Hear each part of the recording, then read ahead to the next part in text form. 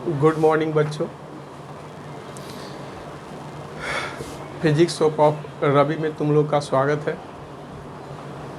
मैं पिछले कुछ वर्षों से विज्ञानम क्लासेस के नाम से पटना सिटी में कोचिंग चलाता हूँ, या कह सकते हो पटना में कोचिंग चलाता हूँ। अब मैं अपना फिजिक्स का नया channel the physics soap of Ravi के नाम से बनाने जा रहा हूँ। उम्मीद करता हूँ कि तुमको मेरा प्रयास, मेरा पढ़ाने का तौर तरीका, पढ़ाने का शैली अच्छा लगेगा। तो ज़्यादा समय व्यतीत न करते हुए आज मैं तुम लोगों को इंट्रोडक्शन ऑफ फिजिक्स पढ़ाने वाला हूँ। इंट्रोडक्शन ऑफ फिजिक्स ऐसा इसलिए क्योंकि जिस सब्जेक्ट को हम लोग पढ़ने जा रहे हैं वह सब्जेक्ट आखिर क्या चीज़ है, उसमें हम लोग क्या पढ़ेंगे, उसका स्कोप क्या है, इन सब चीज़ों की जानकारी होनी अति आवश्यक है। और इसी पॉइंट ऑफ व्यू को माइंड में रखते हुए मैं तुम लोगों को इंट्रोडक्शन ऑफ फिजिक्स पढ़ाने जा रहा हूँ। खुद सोच के देखो कि जिस सब्जेक्ट को हम लोग पढ़ने जा रहे हैं, सच पूछो तो उस सब्जेक्ट के बारे में हमको वह चीज़ है क्या, उस चीज़ की जानकारी होनी ज़रूरी है। इसलिए I think you must know the introduction of physics.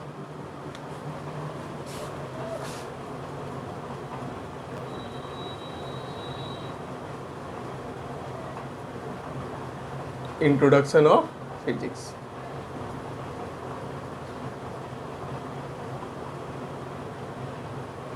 ठीक है, यह एक तरह से समझ लो लेक्चर का टॉपिक है। तो सबसे पहले हम लोग को जानना चाहिए कि साइंस है क्या।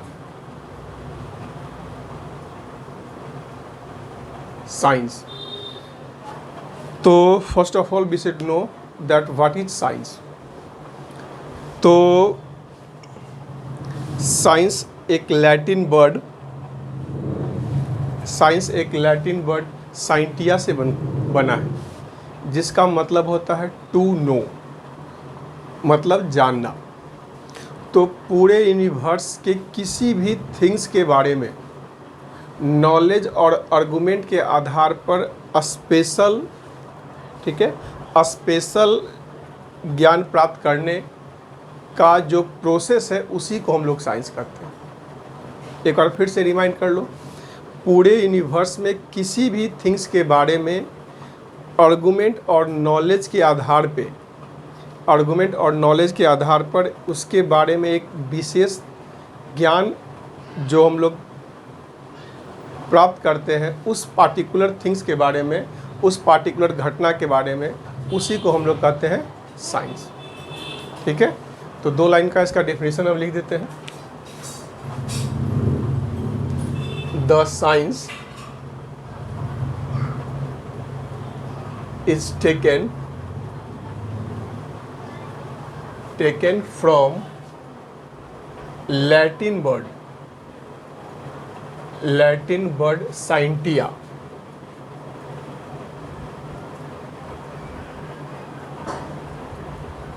Scientia, it means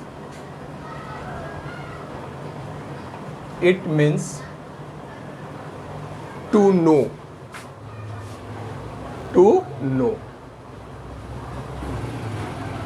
मतलब साइंटिया का मतलब होता है टू नो, यानी जानना। दस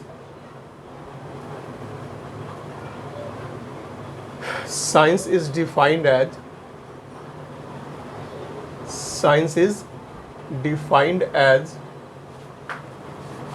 as the process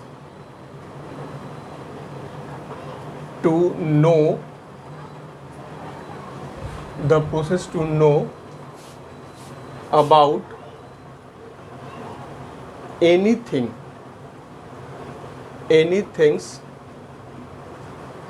throughout the universe, throughout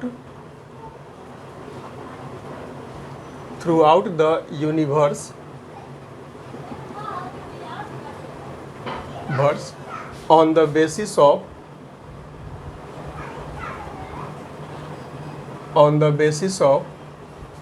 knowledge,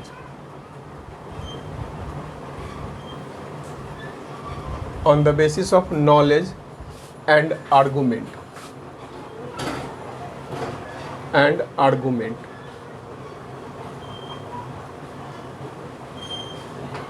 okay. अब फिजिक्स का को हम लोग 3 पार्ट में बांटते हैं, ठीक है। तो साइंस को हम लोग 3 पार्ट में बांटेंगे। तो देखो पार्ट्स ऑफ साइंस।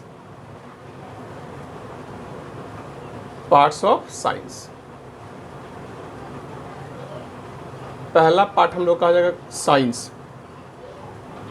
तो कहोगे सर साइंस के अंदर क्या साइंस ही होता है? तो हाँ, साइंस के अंदर पहला पार्ट जो होगा साइंस होगा।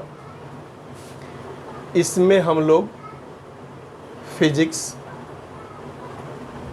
जो हम लोग का सब्जेक्ट है अध्ययन करने का, chemistry,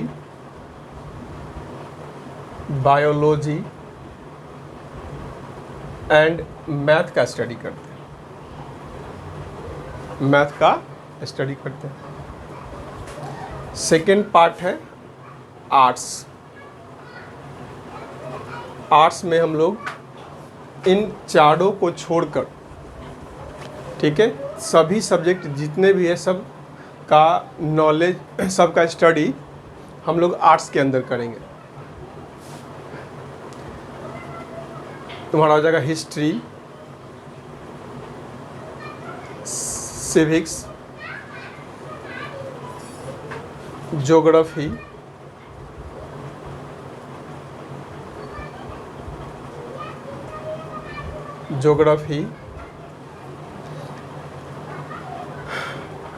literature,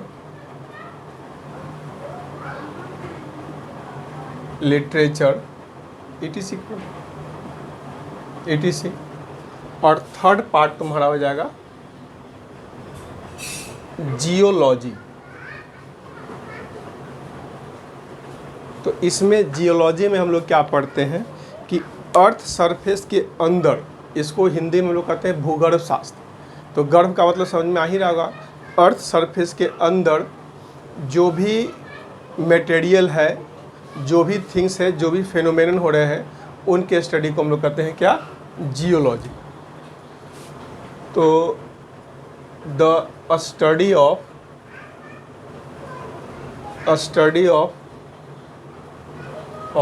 the things, process and phenomenon कर दो, ज़्यादा बेटर हो जाएगा। Phenomenon inside the earth surface. यह हो गया साइंस के बारे में, जो मोटे मोटी तौर पर इतना ज़रूरी है। नाउ हम लोग का जो मेन सब्जेक्ट है उसके बारे में हम लोग पढ़ने जा रहे हैं, physics.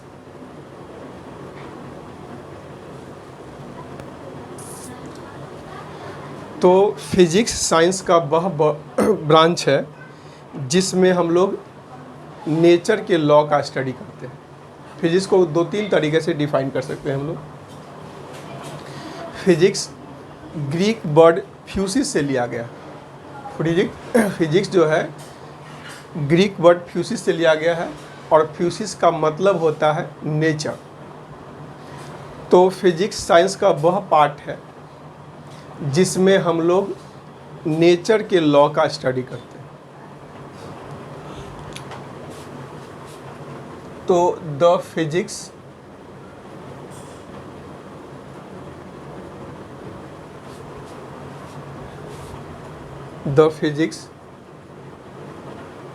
Is taken,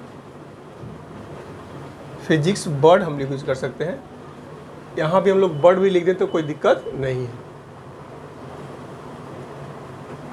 the physics word is taken from Greek word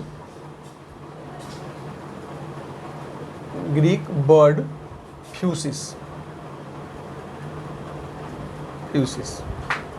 It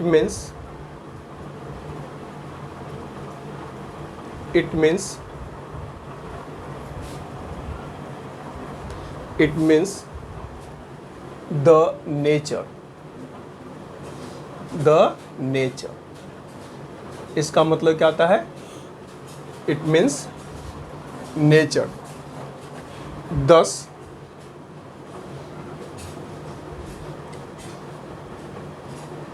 physics is defined as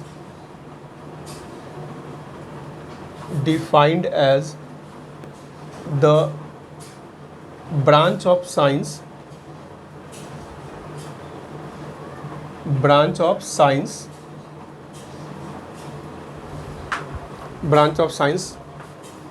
in which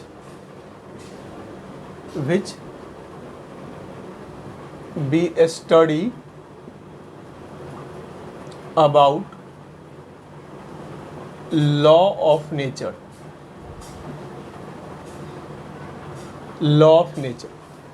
यह फिजिक्स का सबसे सिंपल और सबसे I think perfect definition, law of nature. इतना ज़्यादा इस पर प्रेशर देने की आवश्यकता नहीं है माइंड पर। फिजिक्स साइंस का वह ब्रांच है जिसमें हम लोग नेचर के लॉ का स्टडी करते हैं। फिजिक्स को हम लोग मैथमेटिकली एक तरीक़ा से और डिफाइन करते हैं, जो हम आगे बताएंगे, तो हम लोग का सबसे ज़्यादा माइंड कहाँ पे कंसंट्रेट करना है कि फिजिक्स साइंस का वह ब्रांच है जिसमें हम लोग नेचर के लॉ का स्टडी करते हैं। नेचर का लॉ कहने का मतलब कोई वस्तु नीचे क्यों गिरता है, तो किसी वस्तु का नीचे गिरना एक नेचुरल फेनोमेनन है और क्यों गिर रहा है इसको डील करता है physics. I think you must know कि द फोर्स ऑफ ग्रेविटी के कारण कोई वस्तु क्या है, नीचे गिर। गर्मी के दिन में गर्मी और ठंड के दिन में ठंड क्यों लगता है, तो गर्मी के दिन में गर्मी और ठंड के दिन में ठंड लगना एक नेचुरल फेनोमेनन क्या है, एक नेचुरल फेनोमेनन है। और क्यों लगता है गर्मी, इस बात को डील करता है फिजिक्स। हीट के ट्रांसफ़र के कारण हम लोग को गर्मी के दिन में गर्मी, ठंड के दिन में ठंड लगती है। बर्फ़ छूने पे हमको ठंडा महसूस होता है, तो बर्फ़ का ठंडा महसूस होना एक नेचुरल फेनोमेनन है। और क्यों बर्फ़ ठंडा लगता है इस बात को डील करता है फिजिक्स। जैसे सुन लो, जैसे ही हम लोग बर्फ़ को टच करते हैं तो हमारे हाथ से हीट एनर्जी ह्यूज अमाउंट में और काफ़ी तीव्रता से, काफ़ी तेज़ी से, काफ़ी फास्टली जो है हाथ से हीट एनर्जी निकल करके उस बर्फ़ में जाता है। तो जाहिर सी बात है जहाँ से हीट एनर्जी निकलेगा वहाँ पर ठंड लगेगा। तो गर्मी के दिन में गर्मी लगना, ठंड के दिन में ठंड लगना, किसी वस्तु का नीचे गिरना, आवाज़ का सुनाई पड़ना, किसी चीज़ को विजुअलाइज होना, यह सब क्या है, नेचुरल फेनोमेनन है। और ऐसा क्यों हो रहा है उस बात को डील करेगा कौन, फिजिक्स। तो वीडियो पॉज करके तुम लोग इसको लिख लोगे, बिना PDF के, बिना कोई परेशानी के तुम लोग का नोट्स कॉपी भी तैयार हो जाएगा। सिर्फ तुम लोग को करना क्या है, वीडियो पॉज करके इसको लिख लेना है। पूरे नोट्स को हम बोर्ड पे लिख देंगे इतना कारगर तरीके से, जिसका जैसे कि ऑफलाइन क्लास होता है उस तरीके से तुम लोग का नोट्स कॉपी भी तैयार होगा। उसके लिए कोई परेशान होने की आवश्यकता नहीं। तो वीडियो पॉज करके इसको लिख लो। हम साइड हट जाते हैं, ठीक। तो वीडियो पॉज करके लिख लोगे, क्लियर। तो लॉ ऑफ नेचर, तो कुछ एग्जाम्पल के आधार पर हम तुम लोग को बताते हैं कि लॉ ऑफ नेचर है क्या। एग्जाम्पल के आधार पर देखो,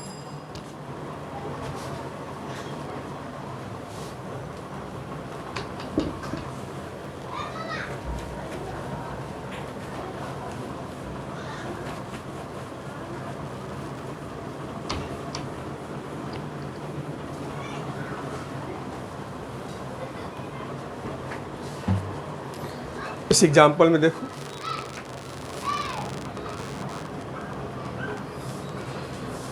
why does any body fall towards the earth, towards the earth, towards the earth. First देखो, ये फर्स्ट एग्जाम्पल हो गया तुम्हारा। सेकेंड देखो, सेकेंड देखो, why does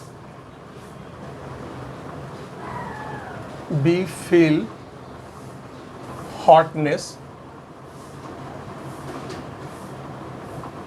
hotness and coldness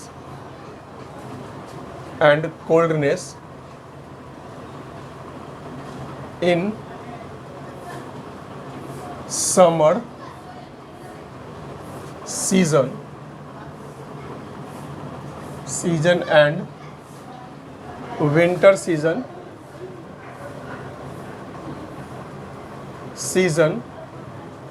respectively। इस तरह से बहुत सा एग्जाम्पल दिया जा सकता है जिसके आधार पर हम लोग फिजिक्स को डिफाइन कर सकते हैं। यह सभी घटनाएं क्या है, नेचुरल फिनोमेनन है, और ये ऐसा क्यों हो रहा है वह फिजिक्स डील करता है। फिजिक्स को हम लोग एक तरीक़ा से और डिफाइन कर सकते हैं कि फिजिक्स को लैंग्वेज ऑफ मैथमेटिक्स कहा जाता है। ठीक है, एक तरीक़ा से और देख लो, the physics is also defined as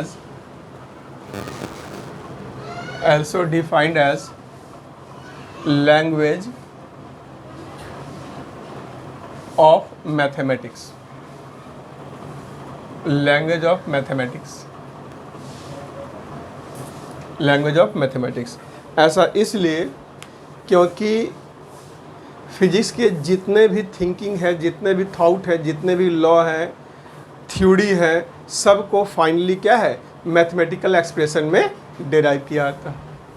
जैसे एग्जांपल के तौर पे देख लो, एग्जांपल के तौर पे देख लो, जैसे सपोज करो काइनेमेटिकल इक्वेशन, चूँकि अभी स्टार्टिंग इसलिए हम सिंपल तरीका ही का एग्जांपल देते हैं। काइनेमेटिकल इक्वेशन देख लो, जो तुम लोग लोअर क्लास में पढ़ भी चुके हो। तो काइनेमेटिकल इक्वेशन में क्या है, किसी बॉडी को हम इनिशियल वेलोसिटी दे रहे हैं, उसका एक्सेलरेशन है, तो टी समय के बाद कितना डिस्प्लेसमेंट कवर करेगा, कितने देर चलने के बाद रुक जाएगा यदि बॉडी में रिटार्डेशन हो तो। इस तरह से फिजिक्स का जितना भी लॉ और थ्योरी है, लगभग 90% का फाइनल रिजल्ट जो है मैथमेटिकल टर्म में आता है।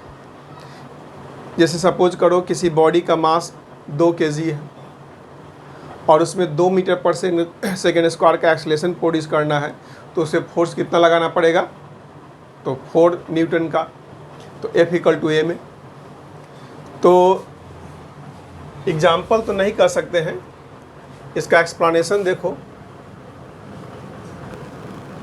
एक्सप्लेनेशन देखो, ठीक है। द मैक्सिमम लॉज एंड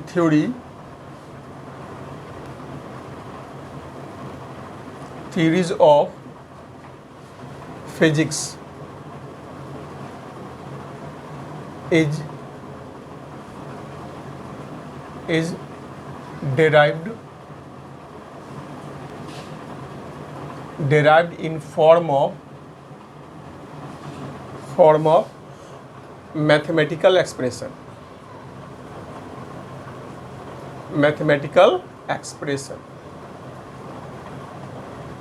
इस एग्जाम्पल देख लो, काइनेमेटिकल इक्वेशन में देख लो, V = U + AT।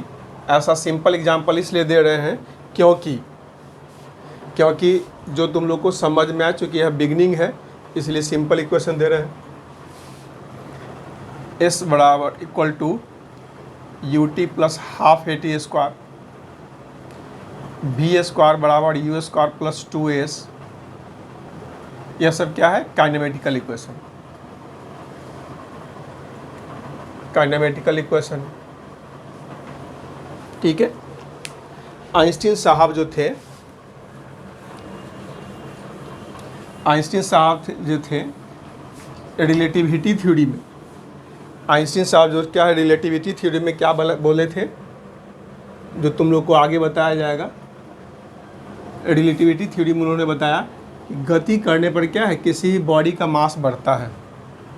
एक एग्जाम्पल हो गया। दूसरा एग्जाम्पल देखो, m equal to m not under root 1 minus v square by c square, ठीक है। जहाँ m क्या है? मूविंग मास है, मूविंग मास है, या मास ऑफ बॉडी भी कर सकते हैं हम लोग। m नॉट क्या है? रेस्ट मास है, रेस्ट मास है। देखो तो इफ v बढ़ता है, यदि v बढ़ेगा देन, ठीक है, then 1 minus v square c square क्या होगा? घटेगा, डिक्रीज करेगा। और यह डिक्रीज करेगा तो क्या हो जाएगा? देन m जो है इंक्रीज करेगा। यह डिक्रीज है, यह क्या है? सॉरी, यह इंक्रीज है। आपका साइन जो क्या बता रहा है? इंक्रीज को बता रहा है। यदि यह इंक्रीज करेगा तो यह क्या करेगा? डिक्रीज करेगा। और यह क्या करेगा? इंक्रीज करेगा, ठीक है। क्योंकि जब इसका मान बढ़ेगा तो इसका मान बढ़ेगा तो ऑब्वियसली क्या है? इसका मान बढ़ेगा तो क्या हो जाएगा? ये पूरे का वैल्यू क्या होगा? बढ़ेगा। और जब ये बढ़ेगा तो क्या, एक में से बढ़ा हुआ टर्म घटेगा, बढ़ा हुआ टर्म घटाएंगे तो इस पूरे डाटा का मान क्या होगा? घटेगा। और इस पूरे डाटा का मान घटेगा तो क्या होगा? m बढ़ेगा। तो देख रहे हैं क्या, यह जो क्या है आइंस्टीन का रिलेटिविटी थ्योरी है। तो यह पूरा का पूरा कंसेप्ट, जैसे कि कोई बॉडी यदि गति करता है तो उसके मास में इंक्रीमेंट होता है, इंक्रीज करता है। सिंपल सी बात है, क्या मैथमेटिकल टर्म में एक्सप्लेन हो गया। तो मैक्सिमम थ्योरी और लॉ जो है फिजिक्स का, वह मैथमेटिकल एक्सप्रेशन में ही फाइनल होता है, कंप्लीट होता है। इसी कारण हम लोग फिजिक्स को मैथमेटिकल लैंग्वेज ऑफ मैथमेटिक्स भी कहते हैं। क्लियर? आगे हम लोग बढ़ते हैं। तो वीडियो पॉज करके इसको लिख लोगे। एक एक चीज़ तुम लोग को जो है बोर्ड पे खुद लिख दिया जाएगा। इसमें हालांकि जानते हैं कि काफ़ी मेहनत है, बट मेहनत से घबराना क्या है, लिख लो वीडियो पॉज करके। हालांकि मेहनत से घबराना क्या है, यह कहना बहुत आसान है लेकिन करना बहुत मुश्किल है। लेकिन जो करते हैं वही इसका बेनिफिट भी उठाते हैं। उतार लो वीडियो पॉज करके।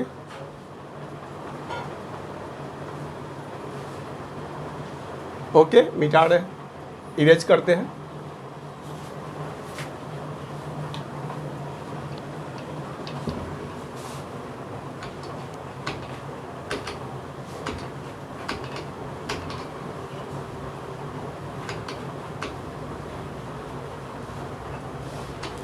अब हम लोग पढ़ने जा रहे हैं क्लासिफिकेशन ऑफ फिजिक्स। क्या पढ़ने जा रहे हैं? Classification of physics.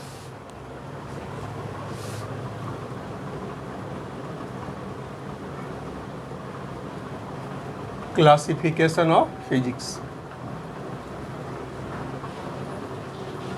तो फिजिक्स को दो पार्ट में बांटा गया है। पूरे फिजिक्स को दो पार्ट में बांटा गया है। पहला पार्ट है क्लासिकल फिजिक्स, या इसको हम लोग कहते हैं मैक्रोस्कोप, ठीक है। फर्स्ट पार्ट है हम लोग का मैक्रोस्कोपिक, मैक्रोस्कोपिक, या इसी को हम लोग कहते हैं क्या? Classical physics. Classical physics. Macro का मतलब क्या होता है? बड़ा। मैक्रो का मतलब क्या हो गया? बड़ा। जो विजुअलाइज फॉर्म में हो, विजुअलाइज फॉर्म में हो, किसी गेंद को हम ज़मीन पे लुढ़का दिए हैं तो स्पष्ट रूप से विजिबल है, ठीक है। उसका इनिशियल वेलोसिटी इतना है तो फाइनल क्या होगा। तो मैक्रोस्कोपिक का मतलब क्या हो गया, वैसे फिनोमेनन जिसको हम लोग इजीली विजुलाइज कर सकते हैं, हम लोग की डेली लाइफ में होता है। तो देखो जैसे जैसे नॉलेज के बारे में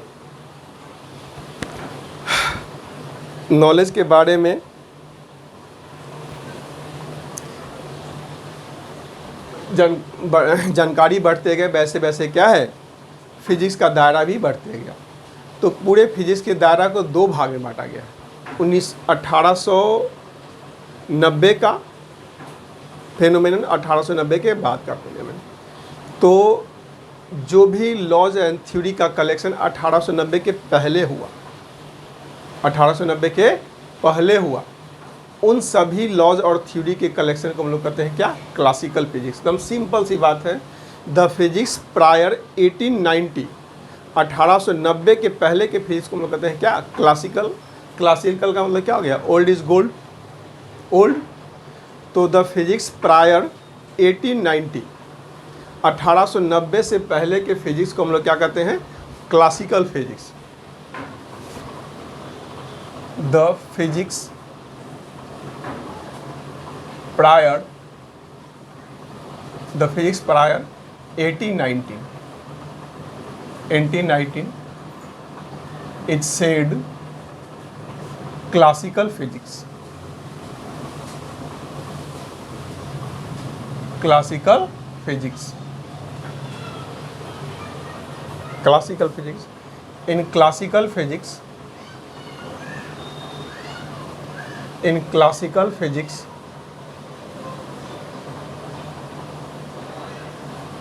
we study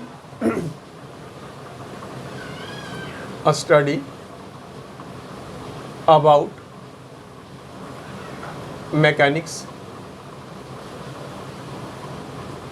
thermodynamics,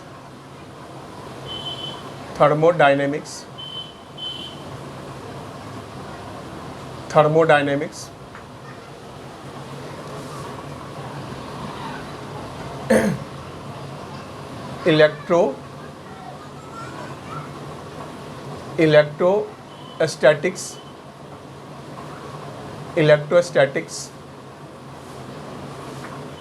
इससे पहले हम लोग लेते हैं साउंड या वेव, लिखो wave, electrostatics, statics, electricity, SIT या CIT दोनों में लिख सकते हैं, CIT by electricity, optics, ETC करना दो, ऑप्टिक्स, द यूनिवर्स, ठीक है। तो यह सब जो क्या है, क्लासिकल फिजिक्स में इन सब चीज़ के बारे में चर्चा हम लोग करते हैं, ठीक है। और सेकंड है माइक्रोस्कोपिक। सेकंड क्या है, माइक्रोस्कोपिक। माइक्रोस्कोपिक क्या है, मॉडर्न फिजिक्स।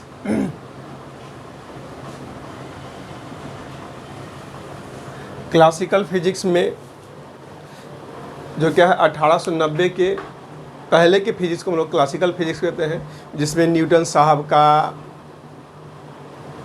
आर्किमिडीज साहब का, ठीक है, इन लोग का मतलब कि भरपूर योगदान रहा।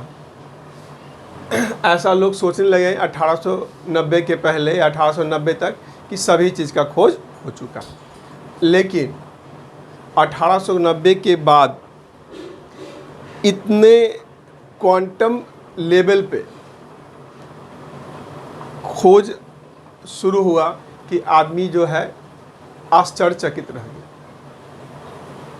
आश्चर्यचकित रहने का मतलब कि हम लोग इस क्वांटम लेवल तक सोचना शुरू कर दिए जो हम लोग को दिखाई भी न पड़े, जैसे एटम के बारे में, न्यूक्लियस के बारे में,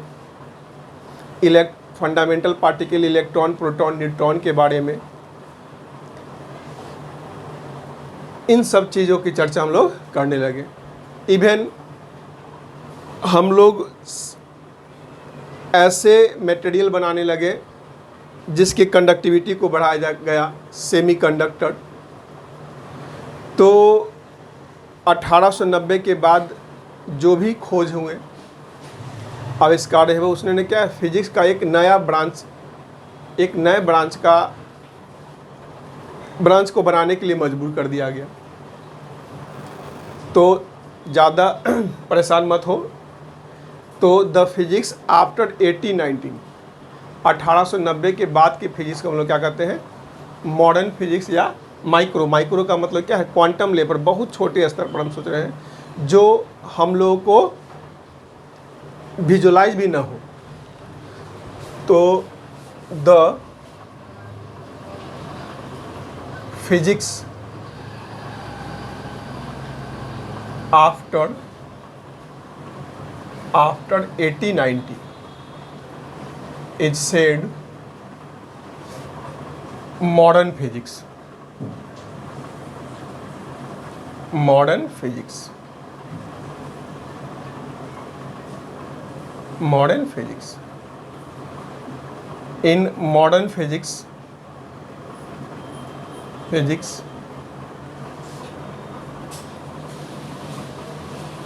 we study about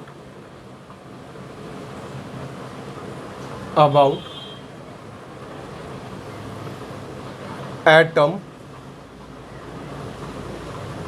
nuclei,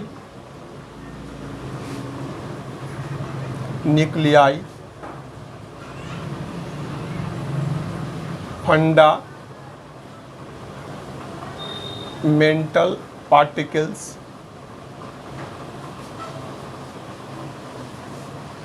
electron, proton, neutron, semiconductor,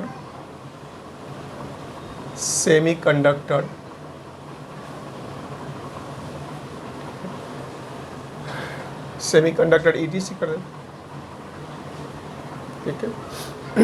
आप लोगों को ताज्जुब होगा कि 1932 के पहले लोगों को यह सोचना था कि एटम के अंदर प्रोटॉन और इलेक्ट्रॉन होते हैं। जब चैडविक साहब जो है, जिस समय तक चैडविक साहब जो क्या है, न्यूट्रॉन का खोज न किए थे, तो लोगों का सोचना क्या था कि एटम के न्यूक्लियस में प्रोटॉन और इलेक्ट्रॉन होते हैं। इस तरह की बहुत सी चर्चे होगी जो आगे हम लोग पढ़ेंगे। तो यह हम लोग का हो गया मॉडर्न फिजिक्स। अब फिजिक्स पढ़ने से पहले कुछ साइंटिफिक टर्म होते हैं, उन टर्म को जानना आई थिंक ज़रूरी है। तो नेक्स्ट टॉपिक हम लोग पढ़ने जा रहे हैं scientific term. Scientific term,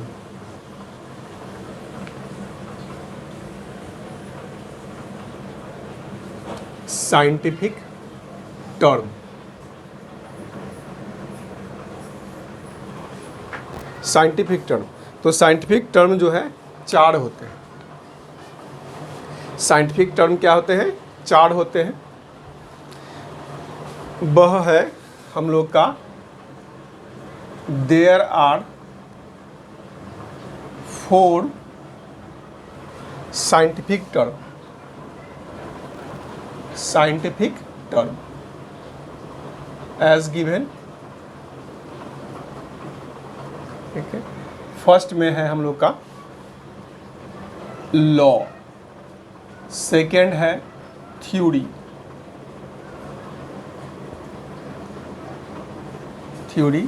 third में क्या है? मॉडल, फोर्थ में हम लोग का क्या है?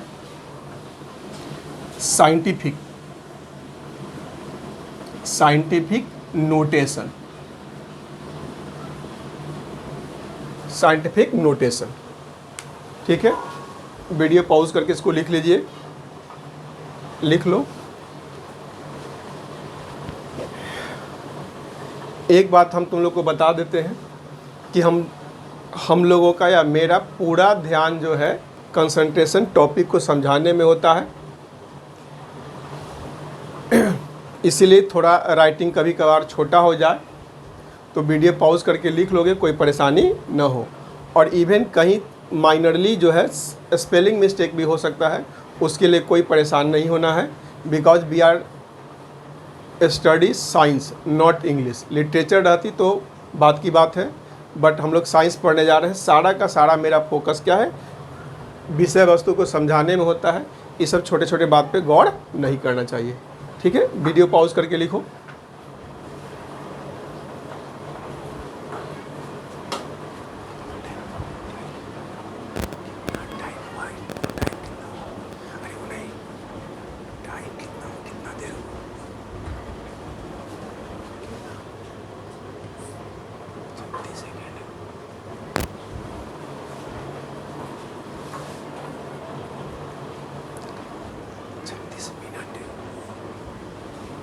लिख लिए?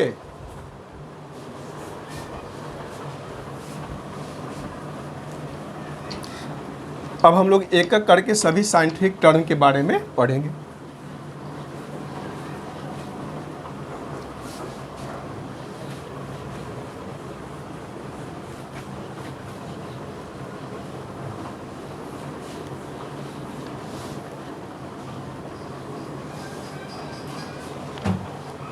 ठीक है, तो हम लोग पढ़ेंगे लॉ।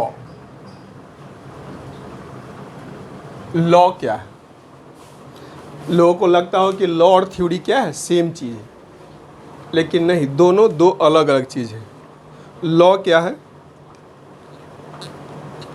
तो वैसे, ठीक है, वैसे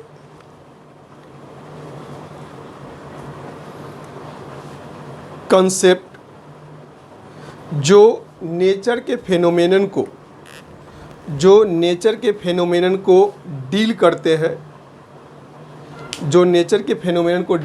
हैं, और जो कभी गलत नहीं हो सकते, उसको हम लोग लॉ कहते हैं। द स्टेटमेंट, ध्यान से समझो, मतलब ऐसा फेनोमेनन जो नेचर में अकर्ड हो रहा है, ऐसा फेनोमेन जो नेचर में अकर्ड हो रहा है, उसको एक स्टेटमेंट के रूप में स्कॉलर पर्सन द्वारा जो लिखा जाता है, उसी को हम लोग लॉ कहते हैं। और लॉ कभी भी गलत नहीं हो सकता, गलत नहीं होता है। जैसे न्यूटन्स लॉ ऑफ ग्रेविटेशन, तो ब्रह्मांड में प्रत्येक दो बॉडी एक दूसरे पे अट्रैक्टिव फोर्स लगाते हैं, यह कभी भी गलत नहीं होगा। Newton's law of motion, kinematical equation, गलत नहीं हो सकता है। लॉ ऑफ फ्रिक्शन, जब दो बॉडी एक दूसरे पे मूव करता है तो दोनों बॉडी के कॉन्टैक्ट सरफेस के बीच क्या है, रिलेटिव वेलोसिटी। दो बॉडी के कॉन्टैक्ट सरफेस के क्या है, रिलेटिव वेलोसिटी होता है। तो दोनों बॉडी के कॉन्टैक्ट सरफेस के बीच क्या है, एक अपोजिंग फोर्स लगता है, उसको लोग फ्रिक्शन फोर्स कहते हैं। फ्रिक्शन फोर्स के 4 लॉ होते हैं, सब वगैरह वगैरह सब आगे आप लोगों को बताया जाएगा। तो लॉ कभी भी गलत नहीं हो सकते हैं। Law of conservation of energy, law of momentum, law of conservation of charge, जो हम लोग 12th में पढ़ेंगे, ठीक है। वर्क एनर्जी थ्योरम, हालांकि वर्क एनर्जी थ्योरम को हम लोग थ्योरी में भी रख सकते हैं, लेकिन लॉ तो आई थिंक समझ में आ गया होगा। तो the phenomenon which happen in nature and the statement introduced by a scholar person are said law, and law can not be wrong. Law कभी गलत नहीं हो सकता है। यदि कंफ्यूज हो गए होगे तो ध्यान से सुन लो। हमारे नेचर में घटने वाले वैसे फेनोमेनन जिसको स्कॉलर पर्सन एक स्टेटमेंट के रूप में एक्सप्लेन करते हैं, उसी स्टेटमेंट को हम लोग लॉ कहते हैं, और लॉ कभी गलत नहीं हो सकता है। एग्जाम्पल के रूप में देख ही चुके हो, Newton's law of motion, Newton's law of gravitational force या gravitation,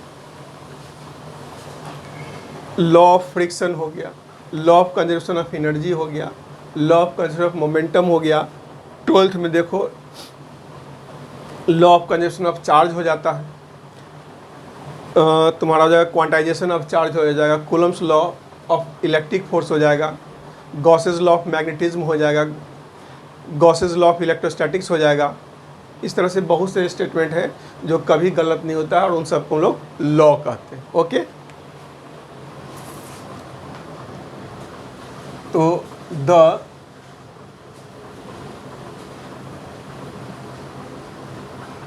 statement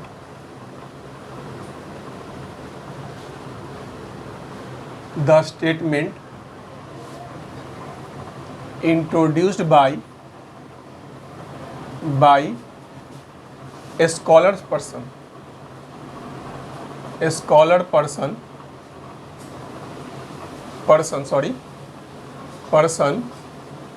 the statement introduced by a scholar person on the basis of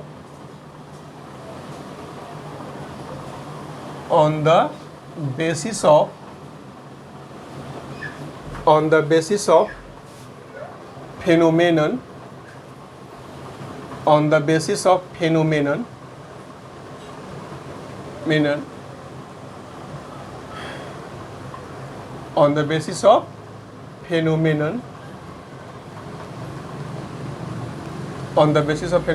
happening या occurred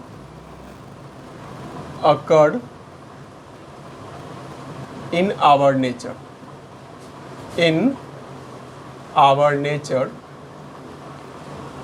are said law। ठीक है, लिखो the law never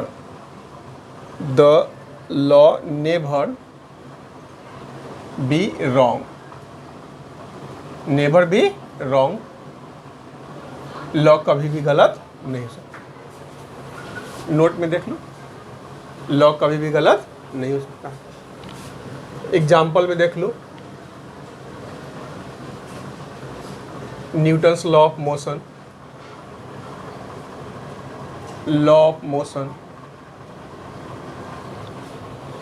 law of conservation of energy, law of conservation of energy,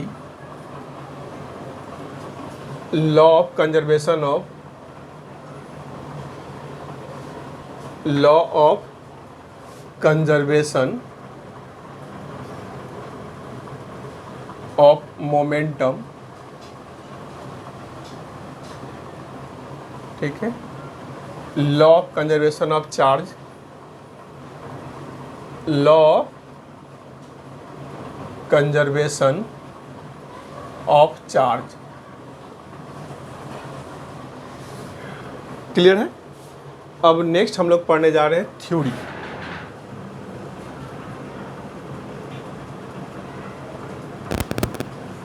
तो देखो बच्चों, theory किसको कहते हैं? तो स्कॉलर पर्सन द्वारा इंट्रोड्यूस किया गया वैसा स्टेटमेंट जो उनके अपने नॉलेज के आधार पे होते हैं, रहते हैं, उसको हम लोग थ्योरी कहते हैं। जैसे आइंस्टीन का रिलेटिविटी थ्योरी। ठीक है, अभी तक तो गलत साबित नहीं हुआ है, लेकिन हो न हो कभी यह गलत साबित हो भी सकता है। ऐसे बहुत से थ्योरी हैं जो गलत साबित हो गए हैं। जैसे केमिस्ट्री में हम लोग देखते ही हैं, डाल्टन्स का एटॉमिक मॉडल ऑफ एटम पूरी तरह से क्या है, नकार दिया गया। ठीक है, उसके बाद जो है डाल्टन के बाद क्या है, plum and pudding model of atom आएगा, जिसको थॉमसन मॉडल भी कहते हैं, वह भी गलत हो गया। उसके बाद रदरफोर्ड का एटॉमिक मॉडल ऑफ एटम आया, वो भी गलत हो गया। तो इस तरह से बहुत से आगे बातें होंगी जो चर्चा होंगी।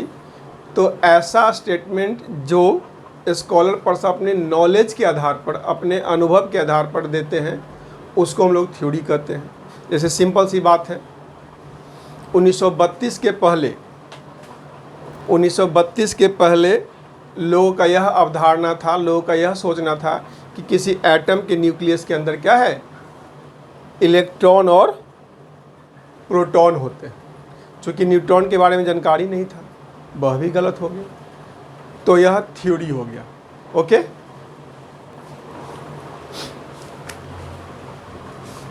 देखो, the statement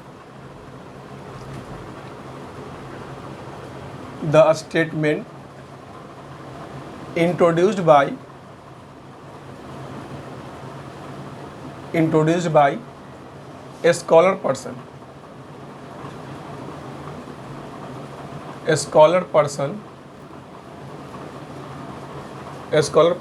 on the basis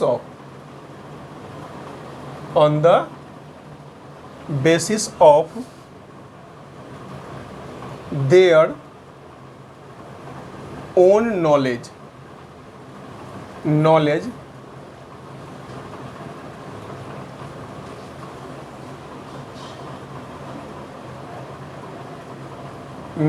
and experience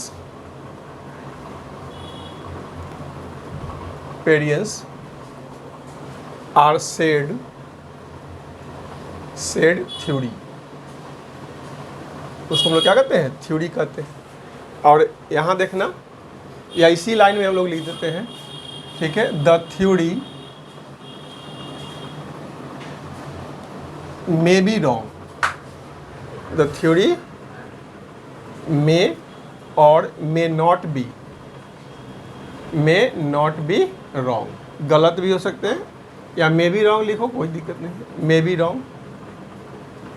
बात को समझना है, एग्जाम्पल में देख लो,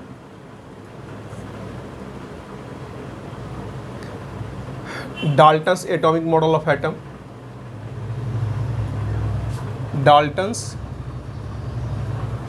atomic model of atom, Einstein's, ठीक है, रिलेटिविटी थ्योरी,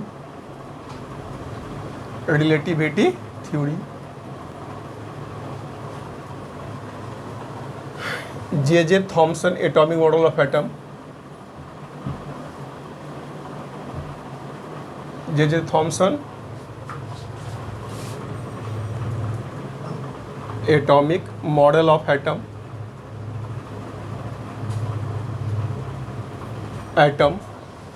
TTC कर देते हैं, ठीक है। एक आध चीज़ और लिख देते हैं, proton electron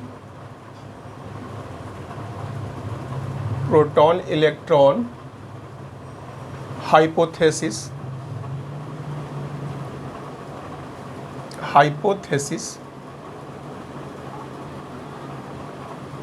of nucleus composition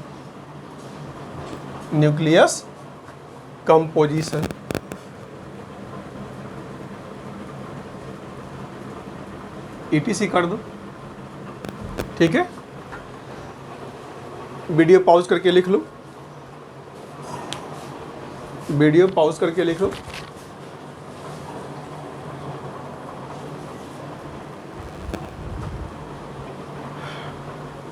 okay. जैसे जब बोर्ड भर जाएगा, हम क्या कहेंगे, रुक जाएंगे और तुम लोग को वीडियो पॉज करके लिख लेना है। आगे बढ़ते हैं।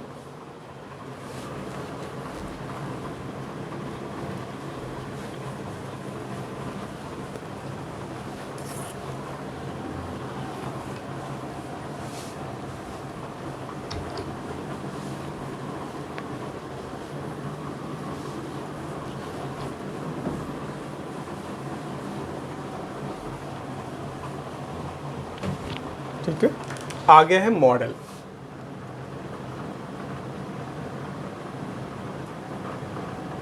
मॉडल क्या होता है, ठीक है। तो ठीक है, स्टडी के दौरान स्टडी के दौरान हम लोग को कुछ सिंबल की आवश्यकता होती है, हम लोग को कुछ सिंबल की आवश्यकता होता है, या कभी कभी जिनको हम लोग विजुलाइज नहीं कर सकते, जिसको हम लोग नहीं देख सकते हैं, वैसे थॉट की भी आवश्यकता होती है। जैसे वेव को तो हम ना देख सकते, लाइट वेव को ना देख सकते, साउंड वेव को नहीं देख सकते, लेकिन वाटर वेव को तो देख सकते हैं। तो वेव का एक सिंबल क्या हो गया, इस तरह से हो गया, इस तरह से। अब पढ़ने के दौरान में प्लेन मिरर है, तो मिरर को क्या है, सिंबॉलिक फॉर्म में स्ट्रेट लाइन की दी, इधर से हैचिंग कर दी। तो मिरर को क्या है, प्लेन मिरर को स्ट्रेट लाइन, इधर से हैचिंग कर दी। और स्फेरिकल मिरर है तो कर्व लाइन कर देंगे और एक साइड से हैच कर देंगे तो कनकेव बन जाएगा, और दूसरे साइड से हैच कर देंगे, यानी कि जब उसका रिफ्लेक्टिंग सरफेस जो क्या है धंसा हुआ हो तो कनकेव हो गया, और रिफ्लेक्टिंग सरफेस उभड़ा हुआ तो क्या हो, कन्वेक्स हो गया। ठीक है। लाइट रे को दिखाना है तो सिंपल क्या है, एक स्ट्रेट लाइन खींच दी तो क्या है, और उसको एरो साइन से इंडिकेट कर दी, तो यह तो क्या हो गया, वह लाइट रे हो गया। तो during study we need some symbol to understand the concept. अध्ययन के दौरान कंसेप्ट को समझने के लिए हमको कुछ सिंबल की आवश्यकता होता है। उन्हीं सिंबल को हम लोग क्या कहते हैं, मॉडल कहते हैं। क्या कहते हैं, मॉडल कहते हैं। ज़्यादा इसमें कोई समय व्यतीत करने वाली बात नहीं है, बेसिक बात है, जानकारी ले लो, आगे बढ़ते हैं। तो the symbol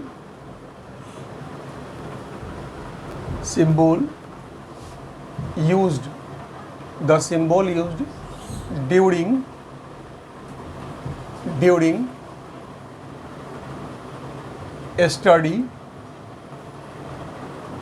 during study are said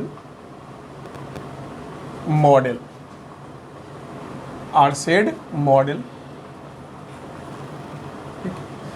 मतलब कि अध्ययन के दौरान जो सिंबल का हम लोग यूज करते हैं उसी को हम लोग क्या कहते हैं, मॉडल कहते हैं। जैसे देख लो, एग्जांपल में देख लो, ठीक है। मॉडल ऑफ वेव, मॉडल कहो या और सिंबल कहो, सिंबल ऑफ वेव, ठीक है। इसको हम लोग क्या करते हैं, इस तरह से दिखा देते हैं, ठीक है, वेव को दिखा देते हैं, ठीक है। मॉडल ऑफ लाइट रे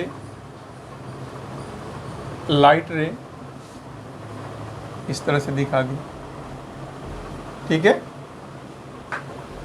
यह तुम्हारा वेव हो गया। Model of plane mirror, plane mirror का मॉडल क्या है, स्ट्रेट लाइन खींच दिए और इधर से क्या कर दिए, हैचिंग कर दी, ठीक है। यह रिफ्लेक्टिंग सरफेस हो गया, क्या हो जाएगा, सिल्वर सरफेस हो गया। इस तरह से क्या है, मॉडल का हम लोग यूज करते हैं, ठीक है। नेक्स्ट पॉइंट है साइंटिफिक नोटेशन।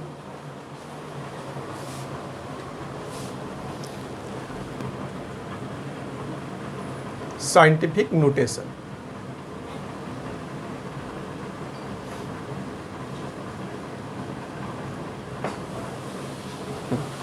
देख लो साइंटिफिक नोटेशन क्या होता है। साइंटिफिक नोटेशन तो 16वीं शताब्दी से पहले नेचर में जो भी घटनाएं घटती थी तो मानव मस्तिष्क है, उसका कारण तो जरूर जानना चाहेगा, ठीक है। तो चूंकि 16वीं शताब्दी से पहले ज्ञान का प्रसार बहुत कम स्तर पर था, छोटे स्तर पर था, इसी कारण किसी भी घटना का काउज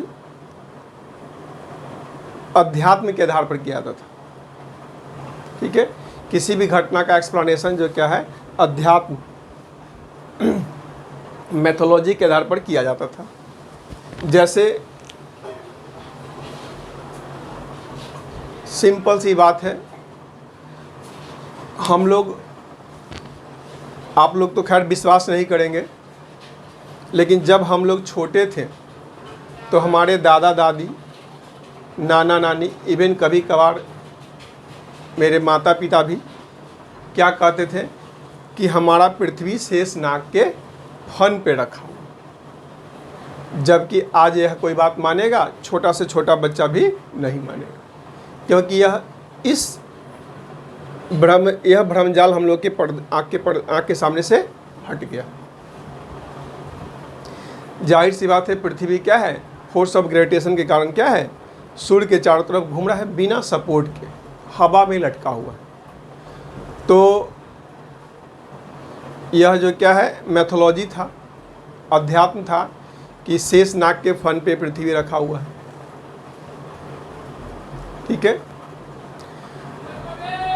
हम लोग छोटे थे तो चंद्रमा को चंदा मामा कहा जाता था, जो सिंपल सी बात है, एक छोटा मोटा क्या सैटेलाइट है। तो साइंटिफिक नोटेशन क्या होता है, 16वीं शताब्दी के पहले किसी भी फेनोमेनन का एक्सप्लेनेशन क्या है, अध्यात्म के आधार पर, मैथोलॉजी के आधार पर किया जाता था। लेकिन जैसे जैसे ज्ञान का प्रसार होने लगा तो 16वीं शताब्दी के बाद किसी भी फेनोमेनन का एक्सप्लेनेशन क्या है, नॉलेज और आर्गुमेंट के आधार पे होने लगा। इसी प्रोसेस को या इसी प्रचलन को हम लोग क्या कहते हैं, साइंटिफिक नोटेशन कहते हैं। ओके, तो देखो, आफ्टर, यह अपने मन की बात नहीं, एकदम पूरी तरह से बुक का बात लिखवा रहे हैं।